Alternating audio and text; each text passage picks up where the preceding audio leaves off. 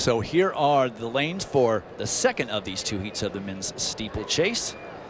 And this race features Edwin Kibichi of Louisville, who has the best time amongst the collegians in 2017, along with Emmanuel Rotich of Tulane. But lane 7 there is Edwin Kibichi of Louisville. And he has really moved up and improved a lot, particularly in his last 2 years at Louisville. Now a senior, but he's really blossomed. His first year or two, he was struggling a bit by comparison to the times he started to turn in, and he dipped down 2 years ago to 8 minutes and 33 seconds in this very solid time. Not quite international star stuff, but certainly in the United States amongst the best in the steeplechase. And he's a 3-time ACC steeple champion.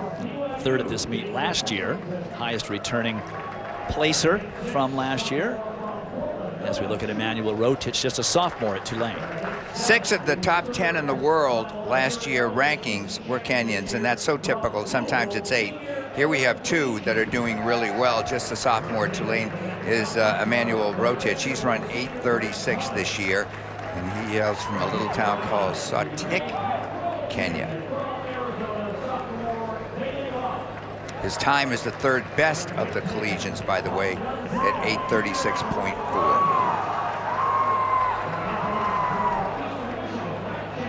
So they know that the times are right around 8:43 to 8:44 in heat number 1. That gives them a little bit of an advantage being in the second heat. Again, 12 runners. First 5 across the finish line automatically qualifying through to Friday's final. You burn a lot of energy in this race, Dwight, and of course you do with 5,000, 10,000, whatever you're running. But you're taking whatever you weigh and lifting it up constantly. And it is a challenging event, and you've got to be very mindful of where the competition is and where athletes, how close are they in front of you. You've got to make sure that you've gauged correctly where is the hurdle. Is it 9 steps away about? And make sure the guy in front of you clears. And if he falls, frequently 1 or 2 other guys go right down with him, as it's difficult to get by them when you're in the air on these hurdles. They did sheet barriers in the earliest days of the sport, and these things are really thick and heavy, and you hit them and it's really it can be a bad experience. I've seen guys break ankles on this on a rare occasion. It happened actually once in the Olympic Games. So Kibichi out in front. He's the collegiate leader. No one seeming to want to challenge him at this point. Troy Fraley, the Gonzaga junior, is right there as well. By the way, while we have a few seconds, a tip of the hat to track and field and coaches and everybody. The sport itself continues to grow. It is the 2nd most popular in the country. 11-man football as an individual sport has over 1 million competitors. But last year there were 848,000 young men and women that ran cross country and outdoor track, men I should say, and about 707,000 women. So the sport, by the way, continues to grow in popularity every year.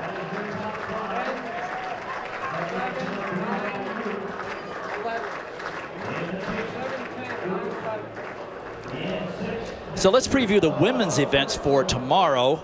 That'll be featuring the LSU 4x100 meter relay team. They've run 42:12, a collegiate record this season back in April.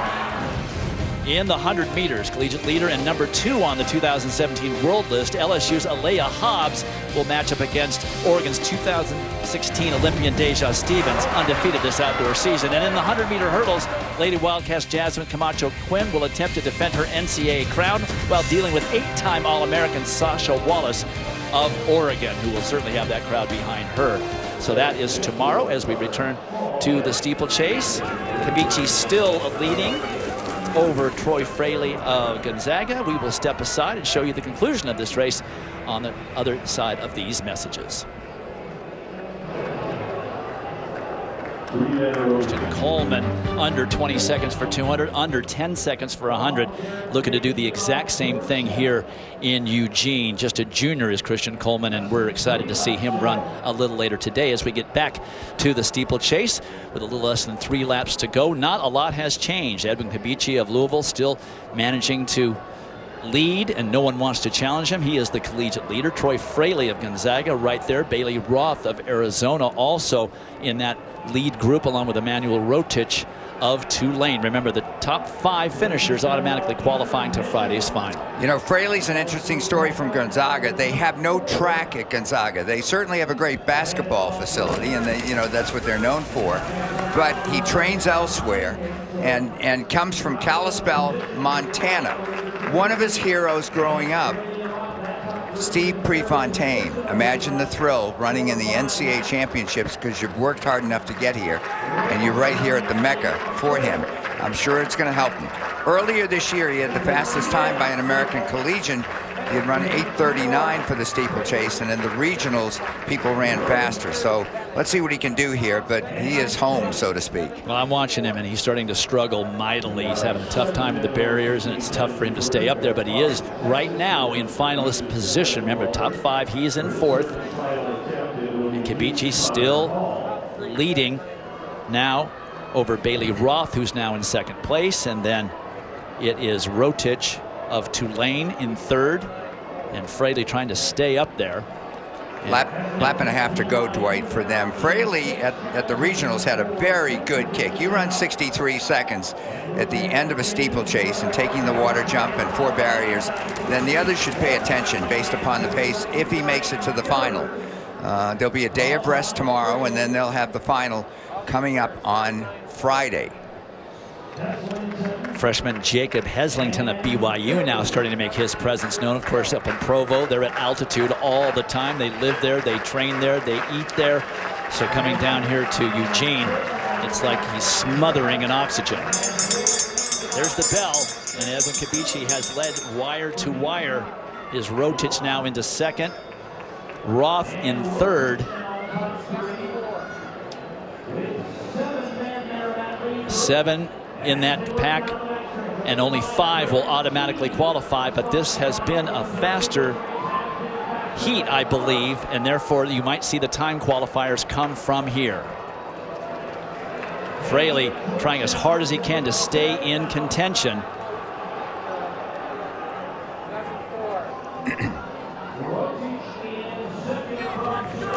Kibichi has not had one problem the entire time, continuing to lead, and Dwight, no surprise there, because he's got the fastest collegiate time this year, having gone 8 minutes and 32 seconds. Darren Fahey of Georgetown has put himself in contention there, finishing 2nd. Rotich realizes he's in the top 5 easily. Fraley trying so hard, ends up 6th. Did he run fast enough, though, to get a time qualifiers? The winner runs 8:41.07, about 2 seconds faster than heat number 1. We will have to wait to see them combine the 2 races and see if Fraley gets through. 8:49 looks to be the cutoff. Fraley was certainly faster than that, as Kibichi ran wire to wire, controlled the pace, and now gets tomorrow off.